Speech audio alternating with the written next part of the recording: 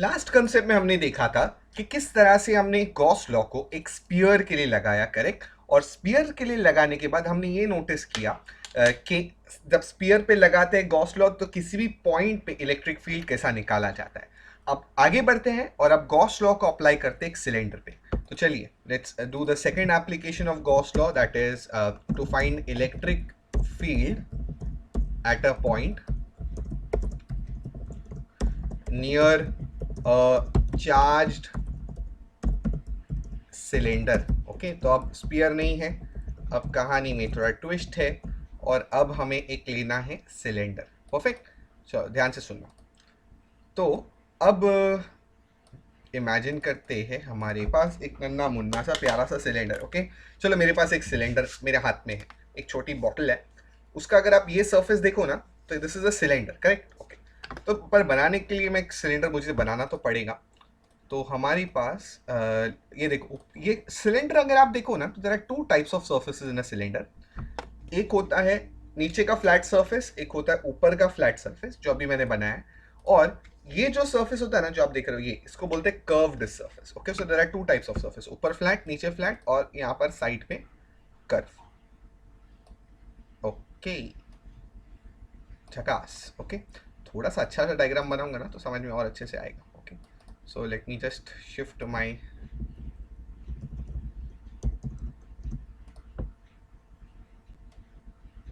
Cylinder. Okay,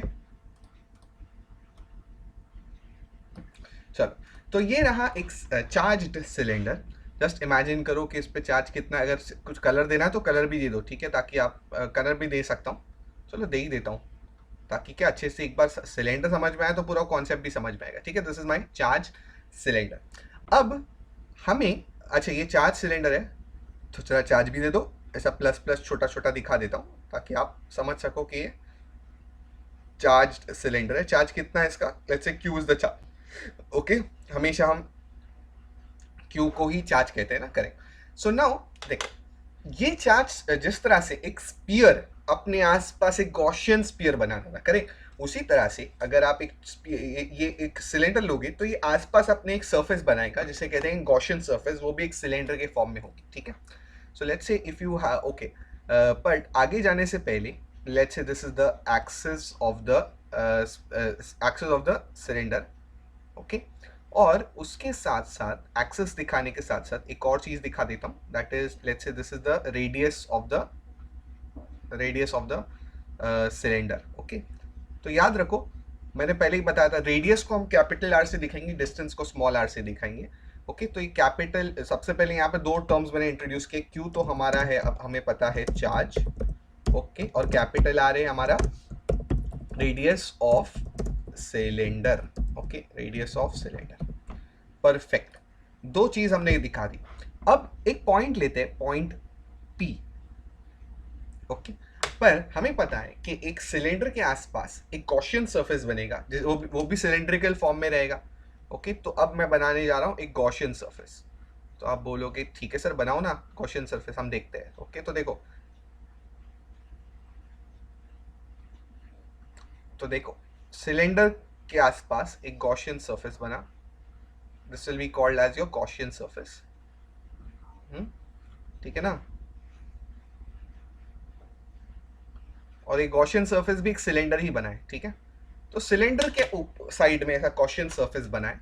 ये Gaussian surface क्यों बनता है, क्योंकि ये जो गॉसियन सरफेस है ये इसके लिए बनता है बिकॉज एक देखो, एक समझाता हूँ, एग्जाम्पल देता हूँ।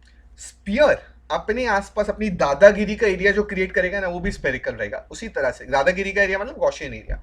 और सिलेंडर अपने आसपास जो अपनी दादागिरी का एरिया जो क्रिएट करेगा उसको हम क्या कहेंगे, उसे हम सिलेंडर कहेंगे। ठीक है, फाइन। तो देखो ये हमारा गॉसियन सरफेस, ये किस तरह की सरफेस है, this is my Gaussian surface. ये एक्चुअल में एग्जिस्ट नहीं करती है पर दादागिरी का एरिया है। ठीक है, ये उसका एक्चुअल घर नहीं है। एक्चुअल घर तो इंसान का छोटा सा होता है पर दादागिरी का एरिया बड़ा सा होता है, राइट। पहले वाले वीडियो में मैंने एग्जांपल ऐसे कुछ दिए हैं। ओके, तो आप गॉसियन सरफेस को जरा ध्यान से देखो।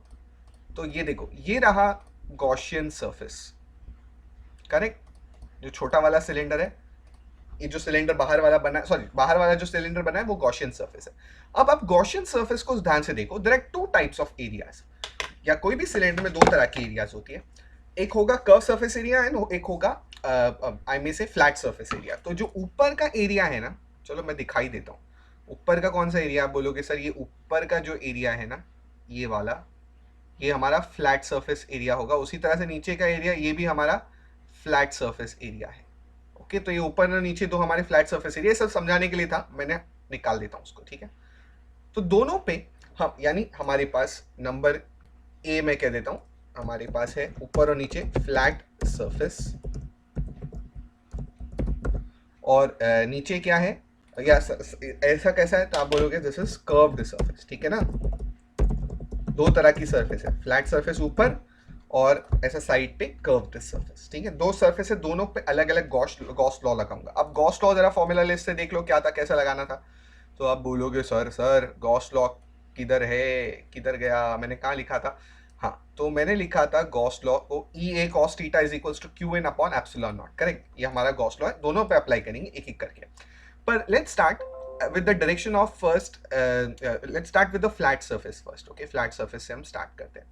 तो flat surface के लिए मैं बात करूं, यानी ऊपर वाली surface ले लो, चलो कलर अलग कलर कर दूं क्या flat surface को, चलो एक कलर surface अलग कलर ले लेता हूं ताकि आप लोग कंफ्यूजन ना हो। तो देखो ये रहा ऊपर का फ्लैट सरफेस। इलेक्ट्रिक फील्ड कैसे निकलेगी, तो जैसा स्पीयर से ऐसा बाहर निकलती थी ना, वैसे इलेक्ट्रिक फील्ड जो हमारी है वो सिलेंडर से भी ऐसा बाहर की तरफ निकलेगी, करेक्ट। सो इलेक्ट्रिक फील्ड का डायरेक्शन अगर मुझे आपको दिखाना है, काफी कलरफुल पेज बन रहा है, तो electric field will be like this, correct. Horizontal direction में इलेक्ट्रिक फील्ड ऐसा बाहर निकलेगी, ओके। नाउ तो मैं फ्लैट सरफेस के लिए बात करूं तो मैं बोलूंगा ई वेक्टर जो है वो कैसा है, it is in horizontal, right, horizontal direction. अच्छा, फ्लैट सरफेस की बात करूं, यानी ये जो फ्लैट सरफेस ऊपर है ना, फ्लैट वाला, उसका एरिया वेक्टर कैसा निकालेंगे। तो एरिया वेक्टर के लिए मैंने आपको फॉर्मूला में लिस्ट में ही बता दिया था, area vector is always normal to the surface, बताया था ना, बताया था, लिखाया भी था, राइट। एरिया वेक्टर नहीं लिखा तो देखा बराबर, यहाँ देखो area vector is always normal to the surface. तो ये जो फ्लैट सरफेस है, यानी लाइट ग्रीन सरफेस जो मैंने बनाई फ्लैट सरफेस, उसके लिए area vector will be perpendicular to it, right, normal to it, यानी it will be like this, vertical, right. तो अगर मैं इसका एरिया वेक्टर बनाता हूं तो इस सरफेस के लिए area vector will be like this, correct, यानी it is vertical. So a vector is vertical, okay.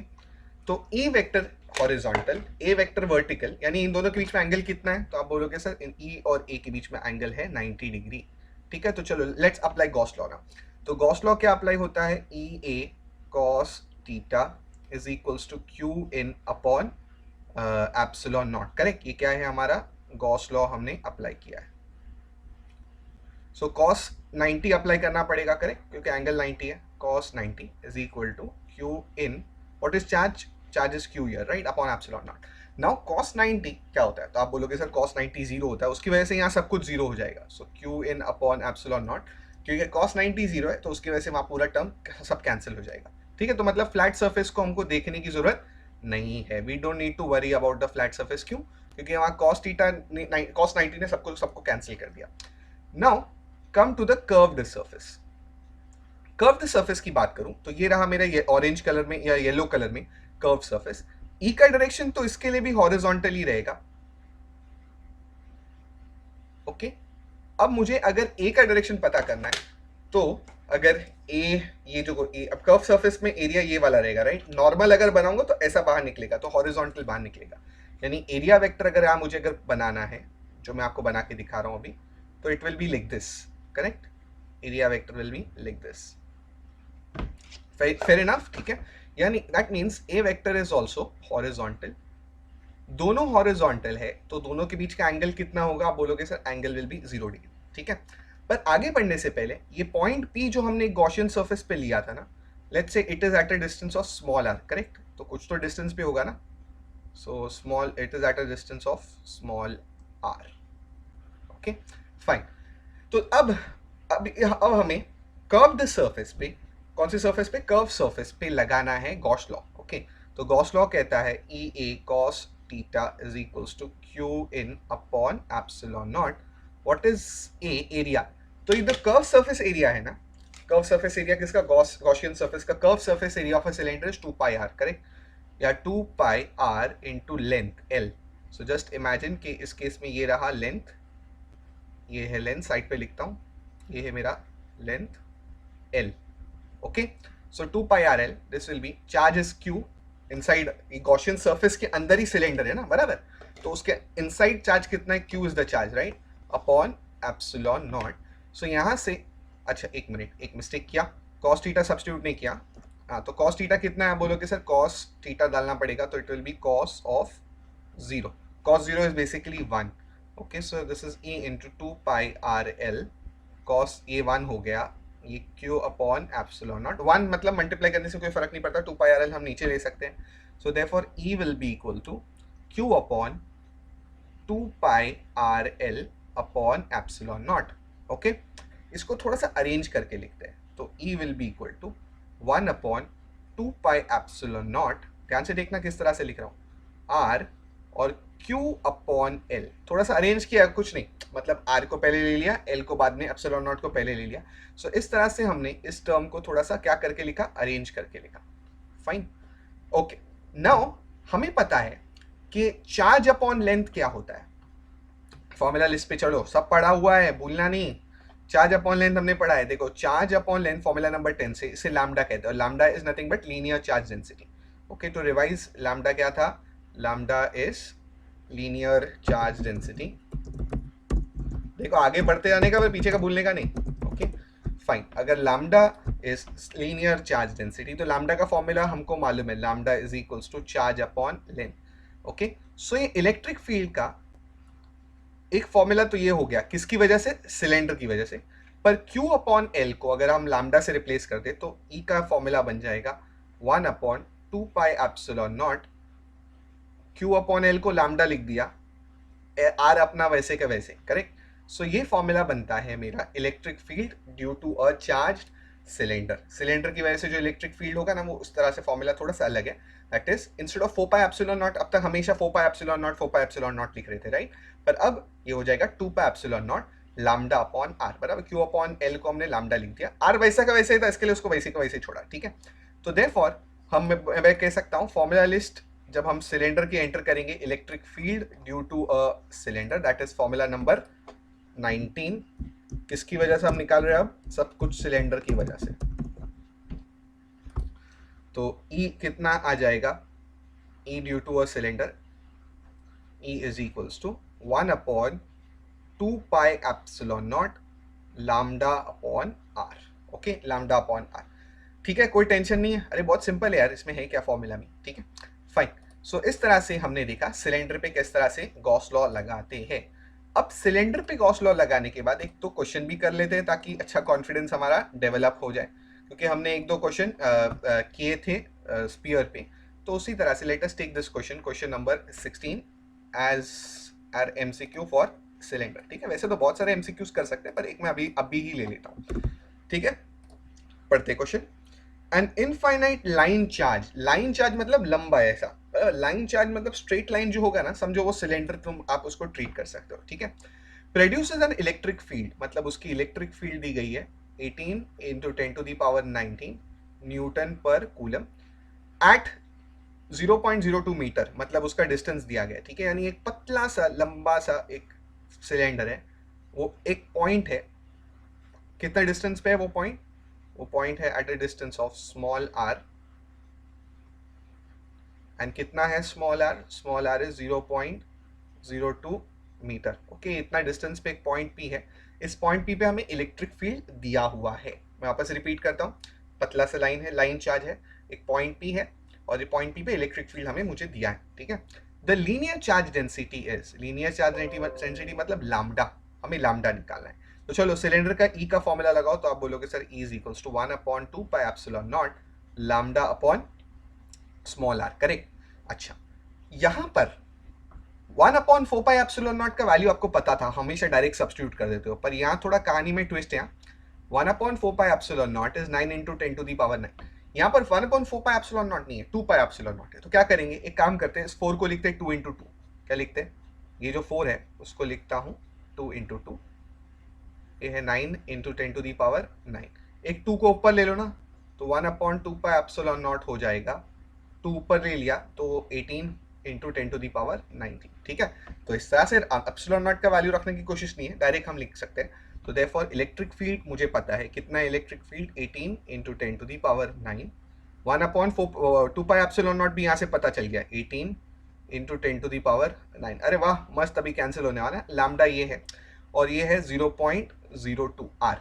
Correct, तो आप देख सकते हो दोनों साइड कॉमन है। क्या कॉमन है? 18 इंटू 10⁻, कट कट कैंसिल कर दो। मस्त, कैंसिल करने में तो हम एक्सपर्ट है, फट से कैंसिल करते हैं।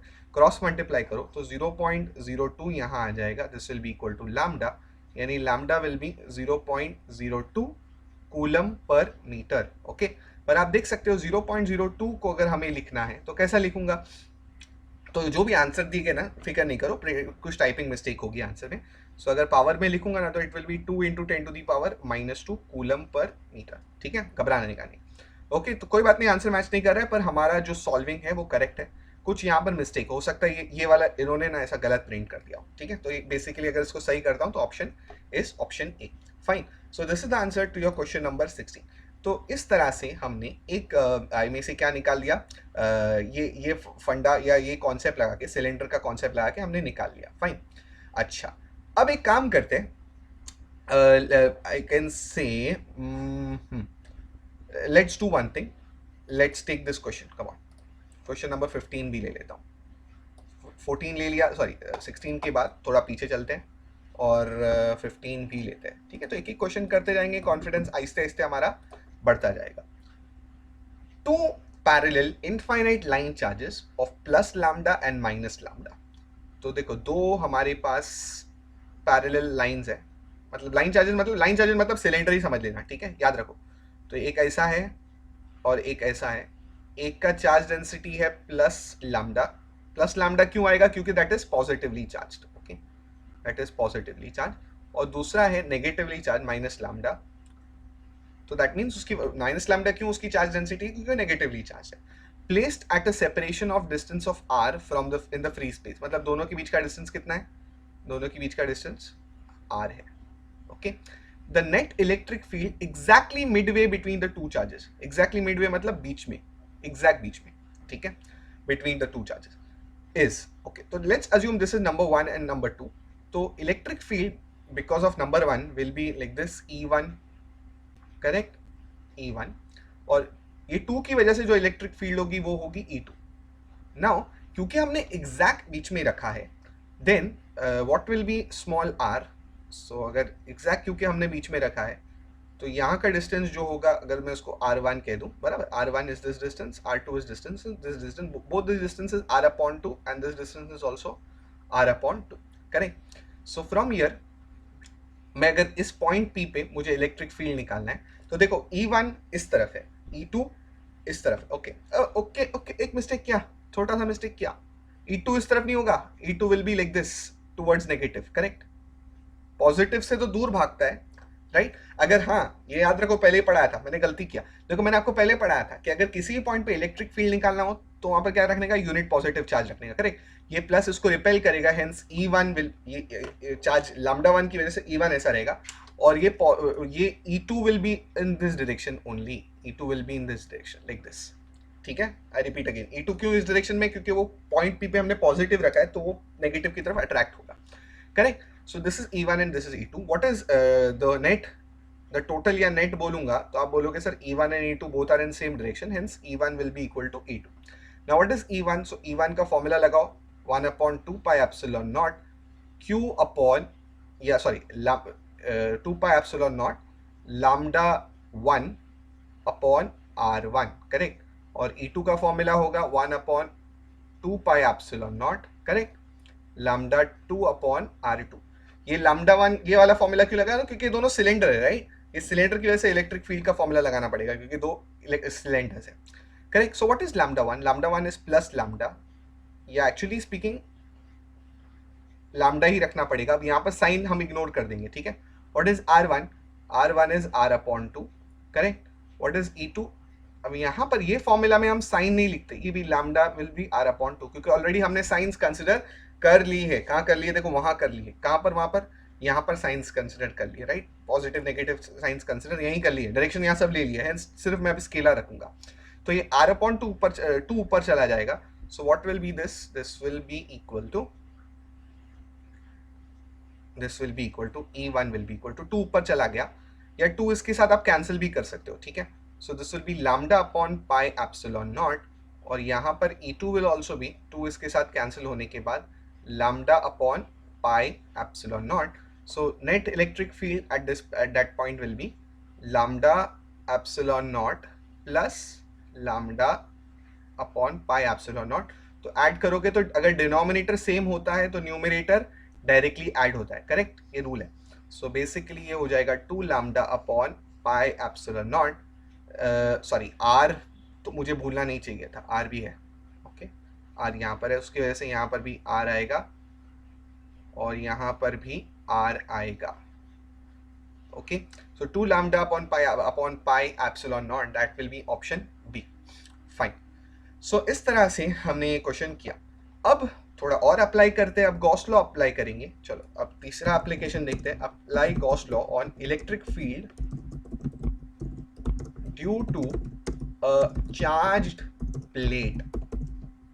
देखो सबसे पहले हमने सीखा गॉस लॉ कैसा अप्लाई करते हैं इलेक्ट्रिक फील्ड निकालने के लिए ऑन अ चार्ज्ड स्फीयर। उसके बाद हमने देखा चार्ज सिलेंडर। अब हम देखने जा रहे हैं इलेक्ट्रिक फील्ड निकालना है because of a charge plate, okay. तो एक प्लेट कंसिडर करो, चलो प्लेट मतलब एक ऐसा फ्लैट सरफेस, देखो तो आप बोलोगे सर ये प्लेट है, फ्लैट प्लेट, एक साइड इधर एक साइड इधर। हमेशा याद रखो एक प्लेट की कितनी साइड्स होगी, 2 साइड्स होगी, भूलना नहीं है, एक प्लेट की कितनी साइड्स होगी, 2 साइड्स होगी। तो चलो एक प्लेट पहले मैं आपके लिए बना लेता हूँ, जस्ट अज्यूम करो दिस इज योर प्लेट जो मैं अब ड्रॉ कर रहा हूँ।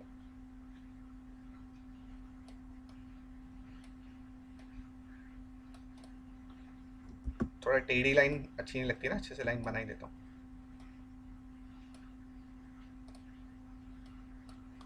ठीक, सो this is the charge plate. अब कलर कर दूं, हाँ चलो कर देता हूँ। अरे नहीं नहीं, कहीं खुला रह गया ये, इसके, हाँ ये नीचे खुला रह गया, इसके वजह से यहाँ लफड़ा होता है। ओके चलो कलर कर देता हूँ। हाँ, सो this is the charge plate. Colour अच्छा लगा, नहीं अच्छा लगा, चलो चेंज कर दो ना, क्या टेंशन, ठीक है। अब ये चार्ज प्लेट है, इस पे चार्ज कितना है, आप बोलोगे सर इस पे चार्ज ऐसा प्लस प्लस दिखा दो ना, पॉजिटिवली चार्ज प्लेट है, let's say this charge is charge Q, okay. अब हमें निकालना है इस चार्ज प्लेट की वजह से इलेक्ट्रिक फील्ड कितना होगा, what is Q in this case, Q is nothing but the charge, okay. So let's say, अच्छा ये प्लेट की बात करूं तो अगर फील्ड लाइंस की बात करूं तो ये तरफ भी फील्ड लाइन निकलेगी और ये तरफ भी फील्ड लाइंस निकलेगी, करेक्ट, बराबर, दोनों साइड लाइंस निकलेगी। तो अगर एक हम कुछ लाइंस को ले लें, चलो let's take some lines, come on. तो चलो कुछ लाइंस लेते हैं, इस साइड भी लाइन निकलेगी, करेक्ट, और ऐसा पीछे भी इस साइड भी लाइन निकलेगी, एम आई करेक्ट, बिल्कुल से। और कुछ लाइंस का अगर कॉम्बिनेशन अगर हमने उठाया और देखा तो आप बोलोगे सर यहाँ की लाइन ऐसी निकल के ऐसा ट्यूब बन जाएगी, और उसी तरह से यहाँ की लाइन भी निकल करके इस तरह से यहाँ पर ट्यूब बन जाएगी, करेक्ट। तो देखो दो सर्फेसेस बनी है, एक इस साइड पर एक इस साइड पर, ठीक है। तो देखो इसको भी गॉसियन सरफेस बोलेंगे, ठीक है। तो ट्यूब्स तो फील्ड निकल रही है। अब अगर मैं लेट्स से फर्स्ट वाली सरफेस को ले लेता हूं तो वहां पर इलेक्ट्रिक फील्ड कितना होगा, तो देखो आप बोलोगे सर दो सर्फेसेस है, राइट, एक ये वाला एक ये वाला, करेक्ट। तो लेट्स से इसका एरिया है कुछ भी एरिया ले सकते हैं, लेट्स से इसका एरिया है A, okay, what is A, A is the area of this portion, okay okay, या A is the area of this portion, ठीक है। उसी तरह से इसका भी एरिया अगर ए है, अगर इसका एरिया है तो इसका भी एरिया ए हो जाएगा, fine. What is A, A is the area, fine. Now listen to this carefully. अगर यहाँ इस सरफेस को देखो तो एरिया, नॉर्मल एरिया वेक्टर कैसा होगा, एरिया वेक्टर अगर देखो ऐसा एरिया है तो normal area vector will be like this, normal, right, this will B area vector. तो चाहिए तो मैं उसको ए वेक्टर ही लिखता हूँ वहां पर ताकि कंफ्यूजन ना हो, राइट। और यहाँ पर भी जो एरिया है वो area vector will be like this, okay fine. Now if you see electric field कैसा निकल रही है, तो यहाँ इस प्लेट पे इस साइड इलेक्ट्रिक फील्ड ऐसे निकलेगी, इस साइड इलेक्ट्रिक फील्ड ऐसे निकलेगी। यानी अगर मैं फर्स्ट इस साइड ले लूं इलेक्ट्रिक फील्ड का, तो बाहर, क्योंकि इलेक्ट्रिक फील्ड ऐसा बाहर की तरफ निकल रही है, राइट, बराबर, तो electric field will be like this E, और यहाँ पर भी electric field will be like this E. यानी इन दोनों केसेस में पहले अगर इस साइड आ जाऊं तो यहाँ पर भी मैं बोलूँ तो ई और A are in same direction, therefore angle will be 0 degree, और यहाँ पर भी E and A are in the same direction, hence angle will also be 0 degree, correct? Okay, so let us apply now your Gauss law, come on. So Gauss law कहता है E A cos theta is equals to Q in upon epsilon not. So E तो मुझे निकालना है area, actually दो areas आ चुके हैं, correct? So I will put 2a, area की जगह मैं 2a डालूंगा। क्यों 2a डालूंगा? क्योंकि इस तरफ भी एरिया है, इस तरफ भी एरिया है। This cos theta, cos 0 degree है, हमने देखा charge is q upon epsilon not. So therefore अच्छा एक चीज मैं ये करूंगा कि I use surface charge density q upon, बाद में यूज करूंगा, ठीक है? चलो एक काम करता हूँ, बाद में करता हूँ। सो 2a नीचे ले लो, cos को 1 डाल दो, तो cos 1 डाल दिया, 2a को नीचे ले लिया, तो ये हो जाएगा 2a epsilon naught. So this is E, this is equals to Q upon A. What is Q upon A? Charge upon area. Charge upon area is sigma, that is surface charge density. So sigma upon 2 epsilon naught. Correct? तो दो formula बने, या एक ही formula चलो रखता हूं मैं यहाँ पर। ये किसकी वजह से formula? Electric field because of a flat plate. Formula है sigma upon 2 epsilon naught. Sigma आपको मालूम है Q अपॉन A होता है, करेक्ट? तो चलो चलते हैं फॉर्मूला लिस्ट में एंट्री मारते हैं। फॉर्मूला नंबर 20, ये क्या है? Because of a plate, charge plate. Charge plate की वजह से इलेक्ट्रिक फील्ड कितना है? E is equals to sigma upon 2 epsilon not, correct? Okay, so इस तरह से हमने देख लिया कि इलेक्ट्रिक फील्ड प्लेट की वजह से कितना होता है। फॉर्मूला बड़ा सिंपल है यार, बच्चे लोग बता देंगे, चलो ठीक है। अगर ये कर लिया हमने तो आइए let us take an MCQ. MCQ number 17, बड़ा सिंपल से क्वेश्चन है यार, हंसते खेलते कहाँ खत्म हो जाते हैं पता भी नहीं चलता। Okay fine, let me take a fresh page because I am lacking space, so let me take a fresh page and then I teach you the go for the MCQ. So let's solve this MCQ. देखते हैं हमने जो अभी concept पढ़ा plate का, क्या वो concept पढ़ के हम ये एमसीक्यू सॉल्व कर सकते हैं कि नहीं। Okay, a charge of this much, यानी Q is nothing but this is the charge. कितना है चार्ज भाई साहब? 17.7 into 10 to the power -4 coulomb, okay, is uniformly distributed uniformly over a large sheet, okay, तो एक शीट है, तो imagine करो शीट मतलब ऐसा, right? Flat plate of area, area कितना है शीट का? तो आप बोलोगे sir 200 metre square, okay. The electric field intensity at a distance, मतलब डिस्टेंस दिया है कितना? 20 centimetre. The electric field intensity will be, okay fine, तो हमें इलेक्ट्रिक फील्ड इंटेंसिटी ई निकालना है, ओके। तो आप बोलोगे सर प्लेट के लिए अभी अभी फॉर्मूला पड़ा, electric field intensity is 2 upon sigma upon 2 epsilon not, correct? Sigma upon 2 epsilon not. तो क्या हमें सिग्मा पता है? नहीं, सिग्मा तो नहीं पता है, निकालना पड़ेगा सिग्मा। पर उससे पहले आर कितना हो जाएगा? आर बोलोगे सर आप 20 into 10 to the power -2 metre. पर फ्रैंकली स्पीकिंग क्या यहाँ पर आर की आवश्यकता है? The answer is no, R की आवश्यकता आपको लगने वाली ही नहीं है, ठीक है? बिना आर के भी आप कैलकुलेशन कर सकते हो। तो चलो लेट्स डू दिस। पहले सिग्मा निकाल लेते हैं। सिग्मा का formula is Q upon A, right? तो Q भी पता है 17.7 into 10 to the power -4, A भी पता है इट इज 200, ओके। तो 200 मतलब 10 to the power 2, 10 to the power 2 ऊपर ले चले गए तो 17.7 divide by 2, 10 to the power 2 ऊपर लेकर के तो -2 हो जाएगा। So sigma will be equal to, ये हो जाएगा डिवाइड किया ना तो 8.85 होगा, मेरे दिमाग में एकदम श्योर है, इसके लिए मैं डायरेक्टली लिख रहा हूँ, ठीक है? कूलम पर मीटर स्क्वायर, ठीक है? सो 2 ऊपर जाके -2 बना, इसके लिए -4 -6 बन गया, ओके। अब यहाँ पर फाइनली E निकाल दो, तो E इज सिग्मा। सिग्मा हमने कितना कैलकुलेट किया? 8.85 into 10 to the power -6 upon 2 epsilon naught. Epsilon not का value 8.85 into 10 to the power -12, am I correct? अगर आपको यकीन नहीं हो, याद ना हो, तो जरा देख लेते हैं फॉर्मूला लिस्ट में, कभी कभी मैं भी भूल जाता हूँ। तो हमने सिग्मा एप्सिलॉन नॉट का वैल्यू लिखा था, देखो 8.5 into 10 to the power -12, correct? So based on this हम अब सिंपल कैंसिलेशन करेंगे, 8.85 गया, 8.5 गया। अब पावर की बात करूं तो ये E will be equal to 1/2 रह जाएगा। पावर की बात करूं तो -6 और +12 ऊपर चला जाएगा, -12 ऊपर जाके +12 बन जाएगा। -6 + 12 will be +6, so therefore 10 to the power 6, ये 1/2, E will be equal to 1/2 is nothing but 0.5, correct? 10 to the power 6, ये पॉइंट अगर इधर शिफ्ट किया तो E will be 5 into 10 to the power 5, correct? Newton पर coulomb. So electric field is 5 into 10 to the power 5. This is the answer to your MCQ number. एक बहुत simple सा question है. देखो यहाँ कंफ्यूज करने के लिए स्मॉल आर का वैल्यू दिया है, ऐसे दे देते एक्स्ट्रा डेटा परेशान करने के लिए. बंदा सोचता रह जाता है अरे स्मॉल आर का मैं करूँ क्या. टेंशन नहीं लेने का, जरूरत ही नहीं है तो लगाने का क्यों, राइट. फॉर्मूला में स्मॉल आर नहीं है तो लगाना ही क्यों, बराबर स्मॉल आर. सो इस तरह से हमने एक क्वेश्चन बड़ा सिंपल वाला सॉल्व किया. किस पे सॉल्व किया, हमने सॉल्व किया प्लेट पर. Okay fine. So make a note up till here, then we'll go further.